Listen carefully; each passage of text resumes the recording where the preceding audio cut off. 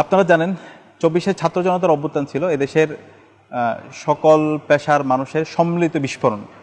তারা গত 16 বছরে বিভিন্নভাবে বঞ্চিতের শিকার হয়েছে, বিভিন্ন ধরনের জুলুমের শিকার হয়েছে। তো আন্দোলনের শুরু থেকে এটা মূলত প্রথমে কোটা আন্দোলন ছিল, পরবর্তীতে 14 জুলাই খুনি হাসিনা এই আন্দোলনে যারা করছে তাদেরকে রাজাকারের সাথে তুলনা করে এবং তার প্রেক্ষিতে ওদিন রাতেই ঢাকা বিশ্ববিদ্যালয়ের শিক্ষার্থী ভাই বোনরা তুমি কি আমি কে রাজাকার রাজাকার স্লোগানে পুরো ক্যাম্পাসকে মুখরিত করে পরবর্তী দিন এটার প্রতিবাদে রাজু ভাস্কর্যে প্রোগ্রাম দেওয়া হয়। আমাদের প্রোগ্রাম শান্তিপূর্ণভাবে শুরু হয়েছিল, কিন্তু খুনি হাসিনা এবং তার দোসর ছাত্রলীগ আমাদের শিক্ষার্থী ভাই বোনদের উপর ন্যাক্কারজনক হামলা করে এবং সেদিন দেখতে পেয়েছিলেন ইসরায়েলিরা যেভাবে ফিলিস্তিনিদের উপর হামলা করে ওইভাবে বর্বরভাবে আমাদের ভাই বোনদের উপর হামলা করেছিল এবং আমাদের বোনদের রক্তাক্ত চেহারা সারা দেশে ছড়িয়ে পড়েছিল। আমাদের বোনদের রক্তাক্ত চেহারা, ভাইদের রক্তাক্ত দেহ নিয়ে যখন আমরা হাসপাতালে যাচ্ছিলাম সেখানেও আমাদের উপর হামলা করা হয়।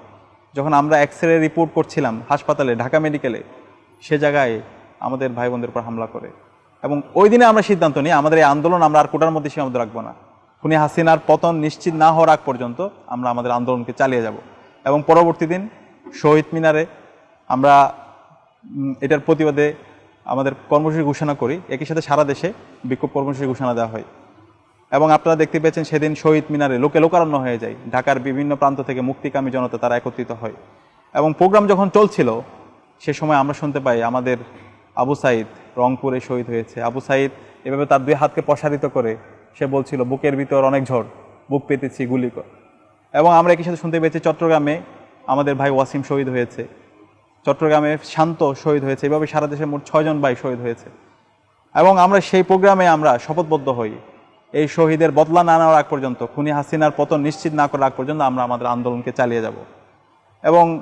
এবং সেই আলোকে পরবর্তী দিন ঢাকা বিশ্ববিদ্যালয়ে গাইবানা জানাজা আয়োজন করি এবং 6 জন শহীদের জন্য 6টা কফিন আমরা ক্যাম্পাসে ঢুকে গাইবানা জানাজা শুরু হওয়ার আগ মুহূর্তে আমরা সংক্ষিপ্ত একটি প্রোগ্রাম করি এবং সেখানেই হামলা হয়।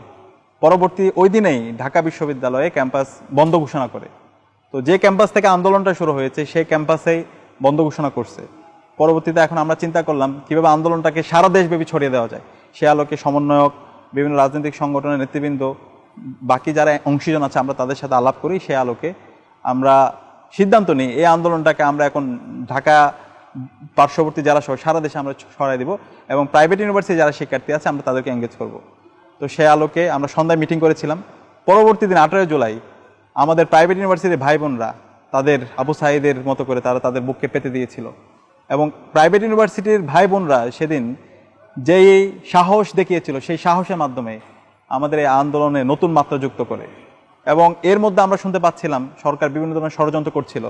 সমন্বয়কদের একটা গ্রুপকে তারা বিভিন্নভাবে চায়ের টেবিলে ডাকছিল, আন্দোলনের দাবি দেওয়া তারা মেনে নেওয়ার জন্য বিভিন্ন ধরনের তারা ট্র্যাপ দেখাচ্ছিল। তখন আমরা বলছিলাম রক্তের উপর কোনো ধরনের সংলাপ হইতে পারে না এবং একই সাথে আমরা শুনছিলাম সরকার যে কোনো সময় ইন্টারনেট ব্ল্যাক আউট করে দিতে পারে, কারফিউ জারি করতে পারে। এবং এই অবস্থায় আমরা এমন একটা কর্মসূচির কথা ভাবছিলাম যেন নেতা থাকুক আর না থাকুক যেন কর্মসূচি চলতে থাকে, আন্দোলন যেন চলতে থাকে। সে আলোকে আমরা একটা 9 দফা তৈরি করেছিলাম এবং 9 দফার খসড়া ইন্টারনেট থাকা অবস্থায় আমরা তৈরি করেছিলাম এবং মূল সমন্বয়কদের সাথে আমরা আলাপ করেছিলাম। তো পরবর্তী দিন আপনারা জানেন 19 জুলাই ইন্টারনেট ব্ল্যাক আউট ছিল, কারফিউ ছিল এবং পুরো ঢাকা, যাত্রাবাড়ি, রামপুরা, মিরপুর, সাভার থেকে শুরু করে সারা দেশের মুক্তিকামী জনতা তারা রাস্তায় নেমে পড়েছিল এবং প্রত্যেকটা জায়গায় নির্বিচারে আমাদের ভাই বোনদেরকে গুলি করে হত্যা করা হয়েছিল, একটা গণহত্যা সংঘটিত হয়েছিল। এবং ইন্টারনেট যেহেতু যোগাযোগ বিচ্ছিন্ন, কী করা যায় তখন আমরা সিদ্ধান্ত নিলাম অফলাইনে ট্যাক্স করে আমরা প্রত্যেকটা সাংবাদিকের কাছে এই 9 দফা কর্মসূচিগুলো আমরা পৌঁছে দেবো এবং সমন্বয়ক আব্দুল কাদেরের সাথে কথা বলি, আব্দুল কাদেরকে সেফ রুমে নিয়ে যাওয়ার ব্যবস্থা করি এবং তার থেকে ভিডিও সাক্ষাৎকার নিই এবং এই ভিডিও সাক্ষাৎকার নিয়ে পেনড্রাইভগুলো আমরা দেশীয় এবং আন্তর্জাতিক মিডিয়াগুলোতে তখন পৌঁছে দিই। তো তখন আপনারা জানেন প্রেক্ষাপট, দেশীয় যে মিডিয়াগুলো ছিল তারা ফেসিবাদের পারপাস সার্ভ করছিল, তারা বিভিন্নভাবে প্রপাগান্ডা চালাচ্ছিল। তখন আমরা আন্তর্জাতিক মিডিয়াগুলোর কাছে নিয়ে যাই, আন্তর্জাতিক মিডিয়া এই জায়গায় আমাদেরকে বিভিন্নভাবে সহায়তা করেছিল এবং সেই 19 তারিখ থেকে 25 তারিখ পর্যন্ত একটা গণহত্যা সংঘটিত হয়। পুরো ঢাকা শহর সহ সারা দেশে প্রায় 1000 আমাদের ভাই বোন শহীদ হয়, হাজার হাজার ভাই বোন আমাদের গাজী হয়। এই অবস্থায় প্রতিদিন 3টা থেকে 3:30 পর্যন্ত আমরা অফলাইনে প্রতিদিন কর্মসূচিগুলো আমরা পাঠাতাম এবং অফলাইনে একটি যোগাযোগ তৈরি করে আমরা আন্দোলনটাকে ধরে রেখেছিলাম। 25 তারিখ এর মধ্যে জানেন আমাদের নাহিদ ইসলাম, আসিফ মাহমুদ সহ আরও অনেককে গুম করে রাখা হয় এবং তাদেরকে নির্মম নির্যাতন করা হয়। 25 তারিখ তাদেরকে আবার হাসপাতালে, গণস্বাস্থ্য হাসপাতালে ভর্তি করা হয়। এবং ওই দিন নাহিদ ইসলামের সাথে, আসিফ মাহমুদের সাথে আমার দীর্ঘ সময় কথা হয়। আমরা বলি এতগুলো শহীদের সাথে আমরা কোনোভাবে বেইমানি করতে পারি না। খুনি হাসিনার পতন নিশ্চিত না হওয়ার আগ পর্যন্ত আমরা আমাদের আন্দোলন চালিয়ে যাব। এবং আমাদের যে 9 দফা, সেই 9 দফার প্রথম দফা ছিল ছাত্র হত্যার দায় নিয়ে খুনি হাসিনাকে জাতির কাছে প্রকাশ্য ক্ষমা চাইতে হবে। সুতরাং এই 9 দফার যে প্রথম দফা ছিল, এই দফার মধ্যে মূলত এক দফা ছিল খুনি হাসিনার পদত্যাগ। তো সে আলোকে 25 তারিখ নাহিদ ইসলাম, আসিফ মাহমুদ সহ অন্যান্য যারা অংশীজন আছে তাদের সাথে আলাপ হয় এবং সবাই তারা তাদের জায়গা থেকে দৃঢ় প্রতিজ্ঞা ব্যক্ত করে যেভাবে হোক আমরা আমাদের আন্দোলন চালিয়ে যাব। আমরা যদি একজন থাকি আমরা একাই আমাদের লড়াই চালিয়ে যাব।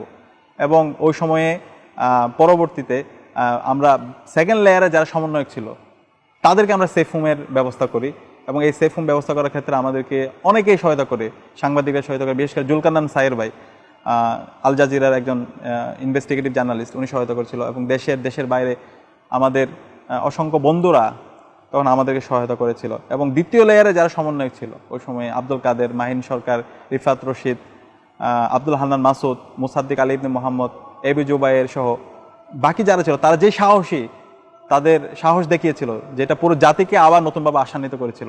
এবং এর পরবর্তীতে যে কর্মসূচিগুলো আমরা চিন্তা করেছিলাম, আমরা সবাইকে এঙ্গেজ করে আবার নতুনভাবে পুনর্জাগরণ করব। কারণ সারা দেশে গণঅ্যারেস্ট, গণগ্রেফতার, গণহত্যার ফলে একটি ভীতিকর পরিস্থিতি তৈরি হয়েছিল, ক্যাম্পাসগুলো বন্ধ অবস্থা ছিল।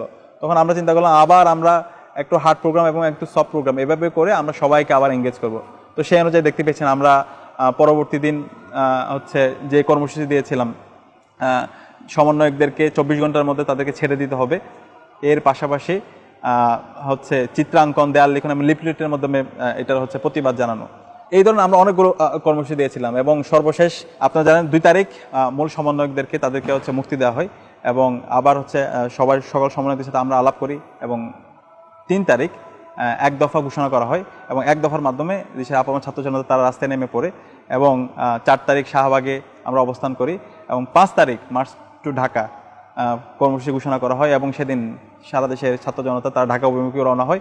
সকাল থেকে ঢাকার বিভিন্ন প্রবেশপথে তারা অবস্থান করে এবং দুপুর 12টা, সাড়ে 12টা নাগাদ তারা হচ্ছে শাহবাগ অভিমুখে রওনা হয়। ততক্ষণে খুনি হাসিনা তারা দেশ ছেড়ে পালিয়ে যায় এবং আমরা ফতেহ গণভবনের মাধ্যমে আমরা নতুন ফ্যাসিবাদ মুক্ত বাংলাদেশ আমরা পাই।